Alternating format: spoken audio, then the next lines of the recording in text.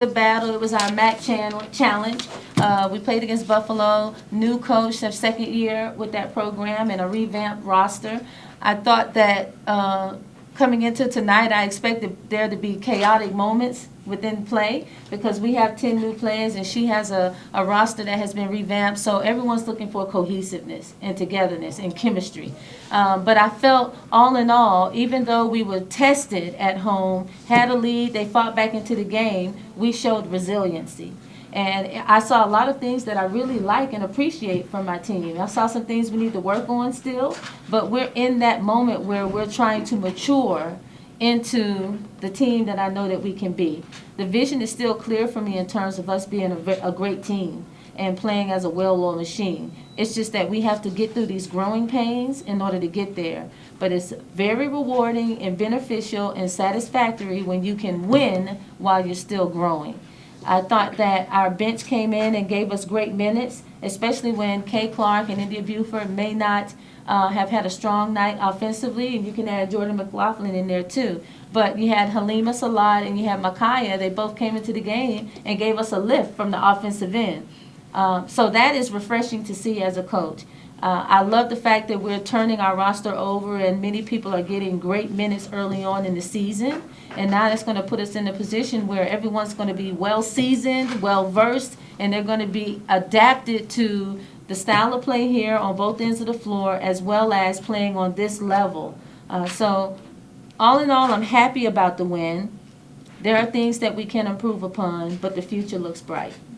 Coach, you led for most of the game. There's only one time, one lead change. They gave you a little bit of fight there at the end. Yeah. Can you talk about how the team stayed composed, especially defensively? You had a lot of steals from Kay Clark late, some good play at the free throw line by the young lady to your left. Can you talk about their leadership in closing out this one?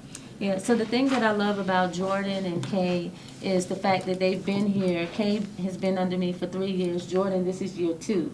But this young lady sitting to the left of me, she's an individual that allows me to have peace as a head coach because she does her job as a point guard where there's some unseen things that take place in a point guard position that can go unnoticed and it can almost be underappreciated. But I want her to understand that the fact that she watches me, listens to me, and supports the vision, she can go out there on the court and it's almost like we have telepathy. She already knows what I'm thinking because she's become, she's almost like my AI. the AI version of me on the court. Jordan has this knack for being able to just metamorphosize herself into whoever it is that is her coach. I saw it on the JUCO level, and now I'm experiencing that myself. That is such a gift, and it's a pleasure to be able to coach someone like her. I love her fieriness. I love her intensity. So in moments, she can either take us up or she can level us out. And I'm putting a huge responsibility on her to be able to gauge her own emotions while she's trying to manipulate for the good everything that's happening around her. So it's heavy. It's a large burden to bear. It's a heavy cross to carry, but she's equipped for it. And having her and having Kay, they are the stabilizers for me.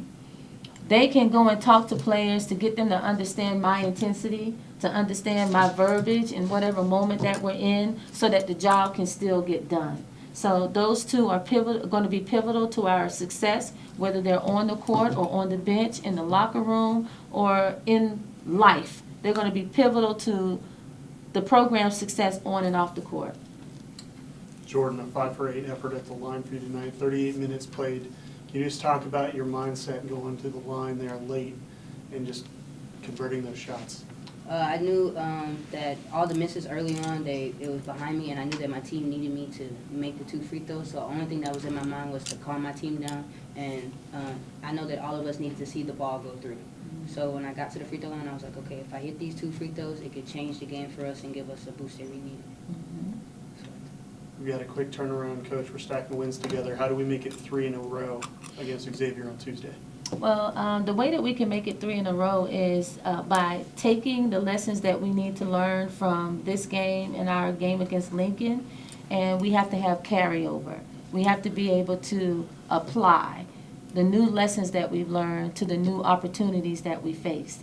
And I think with the group that we have great conversation, and when we slow things down and we're really able to teach, I think that it becomes clearer to them what the objective is. And now that our principles are clear, our decision-making can be easy. And we are the type of team where we're gonna tip our hat towards the defensive end night in and night out. That's never going to change in terms of how we work, how we communicate, how we scheme and strategize. And once we get that foundation solid, the cement has been laid. Now it has to dry. Now once it dries, now we can really start to build our house in terms of how we want this season to look. Put all the bells and whistles in effect. How many rooms, how many bathrooms, how many garages. We can get all these nice things going so that we all can be comfortable and happy as we build this for the rest of the season. That's it for me. Coach, at some points tonight the offense stalled a bit. Yeah. Was there anything defensively Buffalo came out and did that you weren't expecting? No, nothing. If anything surprised me, maybe in the third when they came out in the 1-3-1. Type defense that they had set. Sometimes you can't prepare for everything, or you'll get lost in preparation and you never really work on you. So I trust my players to be able to manage themselves and get out of and get through certain sticky circumstances. We try, as coaches, you try to have a system. But the way that I coach my team, there's our system, and then there are things that I can make an audible call on in the flow of the game, and they should be able to adjust and adapt. And I think we did a great job of being in that scramble situation and understanding, like, oh, all we got to do is just space the floor out. There's nothing hard about this. Get the ball in the middle, get it to a wing, look opposite, we're good. Get the ball in the middle, get it to a wing, attack, and we're fine. So we were able to withstand that little shift in terms of what they did defensively and still come out well. We had 10 turnovers on the night. It's pretty impressive. That's pretty impressive. I can live with that, especially as fast as I want us to play. To still have 10, I can applaud that effort from my team. And going into the Xavier game, are you closer to finding your true starting five? I think I'm satisfied with where we're at, but we are a team where we can rotate people in. I love having Jordan at the point guard position starting for us because she knows me. She knows this program. She knows this offensive system. She knows this defensive system. But beyond all of that, she is a basketball junkie. So she's scouting just as hard as we do as coaches, and she's sending me her notes on what she sees. And I'm like, this kid is pretty sharp, because it mirrors everything that we've been discussing as a coaching staff. So that's a value to be able to have someone that is gifted like that. She's a baby savant when it comes to the game. So we probably can give her the scout for Xavier, and she'll handle it well, and we can go to a bar and have a Mai Tai or something and have a good time. I don't know. But we are primed and ready for Xavier. There are things that they do that is kind of similar to what Buffalo does, that, us preparing for them should be a smooth transition for Tuesday. Awesome. Awesome. Thank you, guys.